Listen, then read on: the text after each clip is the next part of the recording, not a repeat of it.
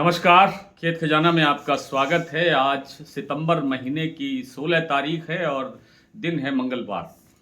और जिस तरह से पिछले 3-4 दिन से सरसों में एक स्टेबिलिटी बनी हुई है, 25-50 रुपए से ज़्यादा की गड़बड़ नहीं हो रही है, ठीक वैसी स्टेबिलिटी आज भी जारी रही। विस्तार से बात करें उससे पहले आपसे वही विनम्र निवेदन, यदि आप इस चैनल पर पहली बार हैं तो इसे सब्सक्राइब कर लीजिए। सब्सक्राइब करने के साथ साथ बेल आइकन को जरूर प्रेस कीजिए ताकि वीडियो अपलोड होते ही सबसे पहले आप तक पहुंचे। आप इसे लाइक और शेयर कर रहे हैं, इसके लिए आपका बहुत बहुत आभार। आज सरसों का बाजार और आप देख रहे हैं कि भरतपुर मंडी का भाव पिछले 3 दिन से लगातार एक ही भाव पर स्टेबल है। 6,975 रुपये 2 दिन लगातार एक भाव पर रहा। आज 6,970 रुपये खुला। आप इसको भी स्टेबल ही मान सकते हैं। चरखी दादरी दिल्ली लाइन पर आज 25 रुपए की गिरावट है, जबकि जो जयपुर का भाव है वो 7400 रुपये पर बिल्कुल स्थिर है। गोयल कोटा का भाव 7200 रुपये पर स्थिर है, क्या कहते हैं, स्टेबल है।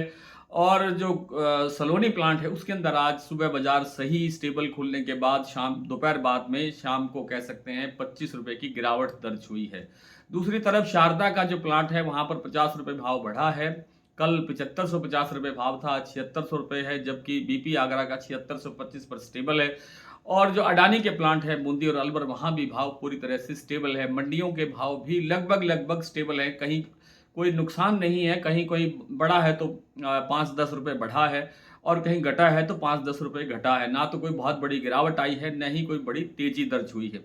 मैं आपसे बहुत समय से ये कहता आ रहा हूँ कि जो पितृपक्ष के दौरान बाजार स्टेबल सा रहेगा, कोई गिरावट नहीं होगी, कोई बड़ी तेजी नहीं होगी, ठीक बाजार वैसे वैसे चल रहा है। दूसरी बात यह है, इसके पीछे पितृपक्ष का ही दोष नहीं है। सबसे बड़ी बात यह है कि सरसों तेल की जो डिमांड है वो बिल्कुल शून्य है। सरसों तेल की डिमांड न होने से बाजार सपोर्ट नहीं मिल रहा है सरसों के बाजार को, और सरसों तेल में भी गिरावट नहीं है। अब आप कहेंगे कि सरसों तेल की डिमांड भी नहीं है और गिरावट भी नहीं है, ये दोनों चीज़ें एक साथ कैसे हो सकती है? वो ऐसे हो सकती है क्योंकि सरसों के तेल का उत्पादन भी तो कम हो रहा है, कोई ज़्यादा बड़ा उत्पादन भी नहीं है।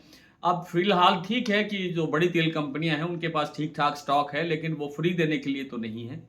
इसलिए आने वाले दिनों के अंदर सबको मालूम है कि जैसे जैसे हम नवरात्रि की तरफ आगे बढ़ेंगे, सरसों के तेल की डिमांड निकलेगी। सरसों तेल की डिमांड निकलने से सरसों के साथ साथ सरसों के बाजार में भी डिमांड निकलेगी।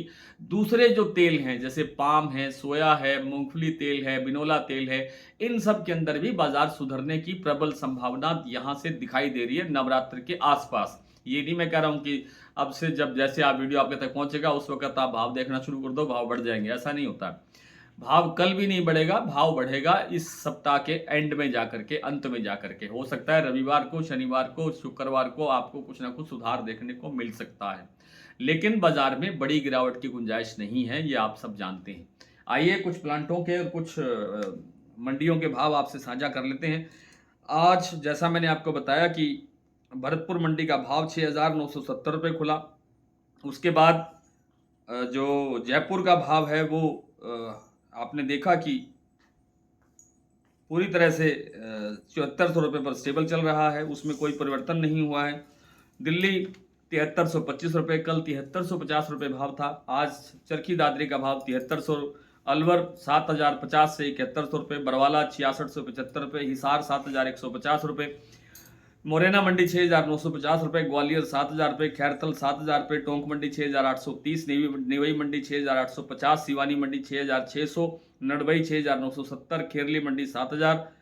और आपकी जो ये मंडी है हिंडौन मंडी में भाव है 6,961, गंगापुर सिटी का भाव है 6,985, गंगानगर का भाव है 6,841, आदमपुर मंडी का भाव है 7,024 और सिरसा मंडी का भाव है 6,723।